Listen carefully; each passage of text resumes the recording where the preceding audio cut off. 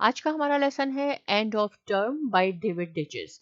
यानी किसी भी टर्म का इख्तिताम आप कह सकते हैं, जिंदगी के किसी हिस्से का इख्तिताम या स्कूल का इख्तिताम। इसमें राइटर अपने बचपन की जिंदगी को बताता है कि उसकी स्कूल लाइफ की जिंदगी कैसी थी। मैं आपको एक कहानी की सूरत में बताती हूँ ताकि आपको एक आइडिया हो जाए और कॉन्सेप्ट क्लियर हो जाए कि इस लेसन में क्या है, इस स्टोरी में क्या है। तो चलें स्टार्ट करते हैं, और साथ साथ मैंने ये क्वेश्चन आंसर भी आपके लिख दिए हैं, आप इसको भी बिल्कुल फॉलो करते जाएं, पढ़ते जाएं, तो आपको ज्यादा बात समझ में आएगी। राइटर अपने बचपन को याद करता है कि उसके स्कूल लाइफ कैसी थी, उसकी फीलिंग्स क्या होती थी।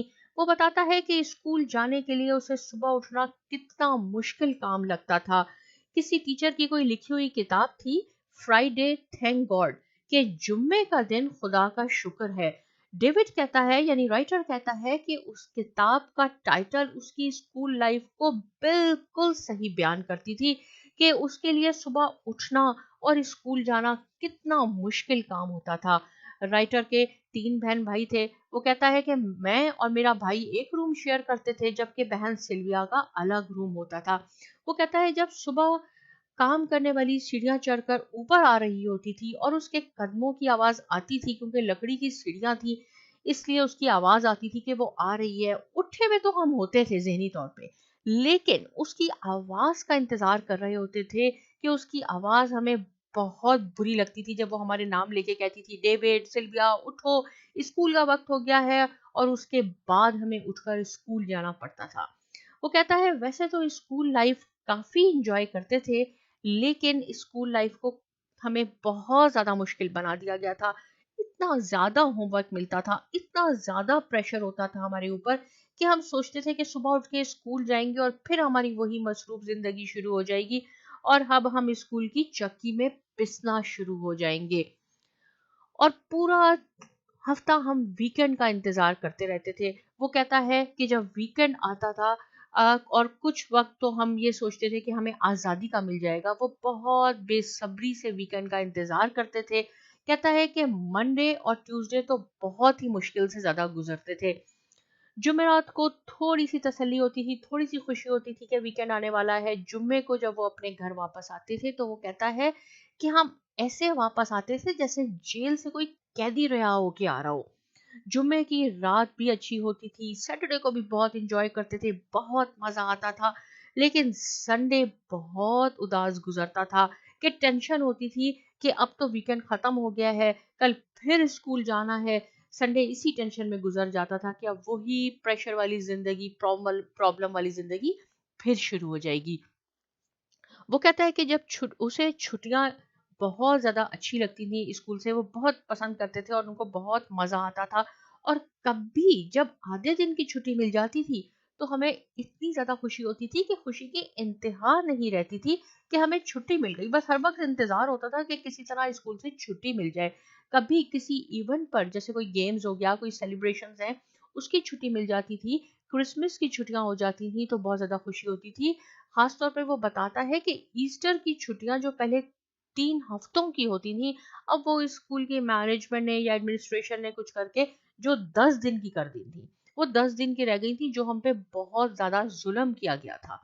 वो कहता है कि जब सबसे ज्यादा फेवरेट हमारी समर वेकेशन होती थी, गर्मियों की छुट्टियां होती थी, इससे ज्यादा तो स्पेशल कोई टाइम होता ही नहीं था, क्योंकि उसमें 2-3 माह की बिल्कुल प्रॉपर छुट्टियां होती थी, ना स्कूल की टेंशन होती थी, ना होमवर्क की फिक्र होती थी। इन छुट्टियों का बहुत ज्यादा इंतजार करते थे। जब वो आती थी तो डेविड कहता है कि वो ग्रे शर्ट, ग्रे शॉर्ट और रेड ब्लेजर पहनकर बाहर घूमता रहता था, खेलता रहता था। हर चीज उसे अच्छी लगती थी, खुशी होती थी।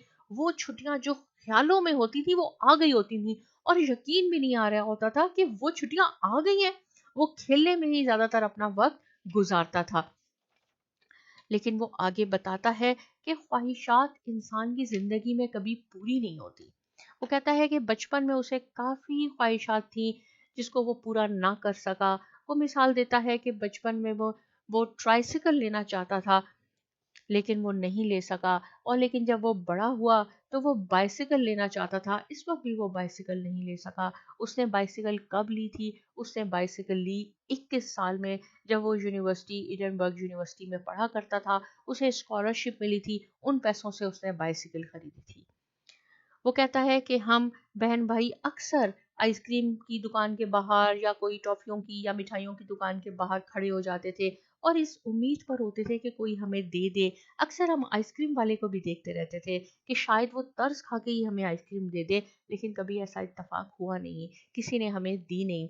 वो कहता है कि हमें जो थोड़े बहुत पैसे मिलते थे वो हम कॉइन कलेक्टर्स में, जिसको हम गुल्लक कहते हैं, उसमें हम जमा कर लिया करते थे, क्योंकि खर्च करने की हमें इतनी ज़्यादा परमिशन भी नहीं थी। इसी तरह उनका बचपन गुजरा है। वो कहता है कि बचपन भी ख़त्म हो गया, गर्मियों की छुट्टियां भी ख़त्म हो गई जिसका हमें इंतज़ार रहता था। इसी तरह ज़िंदगी का हर पहलू ख़त्म हो जाता है। और आखिर में वो कहता है कि इंसान अपने आप को एक टैक्सी, जो कि एक बहुत शानदार सवारी समझी जाती है, उसके इंतज़ार में होता है कि वो अपनी फैमिली और अपने सामान के साथ उसमें बैठेगा, स्टेशन पर जाएगा और ज़िंदगी का दूसरा सफ़र शुरू कर देगा। इसी तरह ज़िंदगी का हर लेसन यानी हर टर्म ख़त्म हो जाती है और हम दूसरे सफ़र पर रवाना हो जाते हैं। तमाम स्टूडेंट्स की लाइफ इसी तरह होती है, बाद में सिर्फ यादें रह जाती हैं और हम आगे से आगे मूव करते रहते हैं। राइट, ये इसकी एक समरी थी। क्वेश्चन आंसर भी मैंने लिख दिए हैं यहाँ पे, लेकिन लेसन के आखिर में मैं आपको ज़रूर ये कहूँगी कि वाकई में ये ज़िंदगी इसी तरह ख़त्म हो जाती है, इसका भी एंड है और सिर्फ यादें रह जाती हैं। तो मैं आपसे ये कहूँगी कि ज़िंदगी को बहुत अच्छा गुजारें।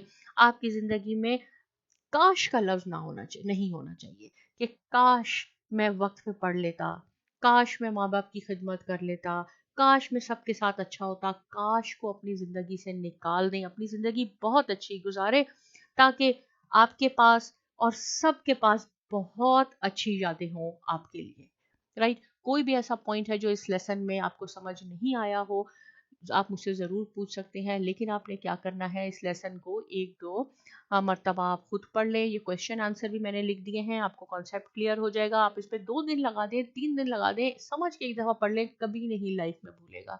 राइट, साइमा अकेडमी को साथ में ज़रूर सब्सक्राइब कीजिए और बहुत शुक्रिया।